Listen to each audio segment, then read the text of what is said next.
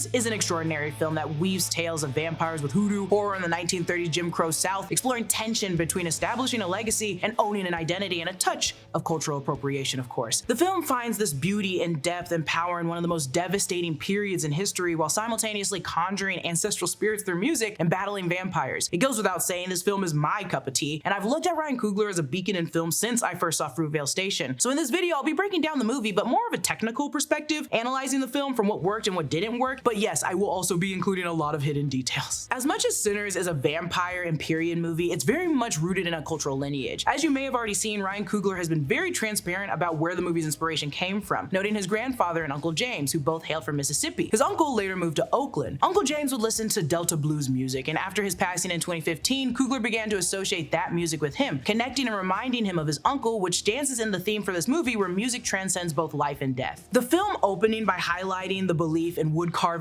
by including the Irish poets and singers who believed they could foresee events, the Choctaw Fire Keepers, and the griots of West Africa. You might recognize the name from Wakanda Forever. That was also the name that Shuri gave her AI, after the same storytellers. All three groups serve as practitioners who preserve their history and culture through storytelling, usually through some form of oral tradition, verbally being passed down through poems, songs, dance, you name it. The idea that music can transcend life or time isn't really unheard of. Music has been a long-standing medium in oral traditions and is often linked to something more spiritual or something beyond. It's the conflict between music and religion and the possibility that there can be truth to myths that makes this narrative more compelling in the film. The movie officially begins in Clarksdale, Mississippi, October 16, 1932, a day after the violent events, and you can already see the vibrant dark colors and sheen of the full landscape at work, and how Coogler, Autumn, and Hannah were really just cooking here.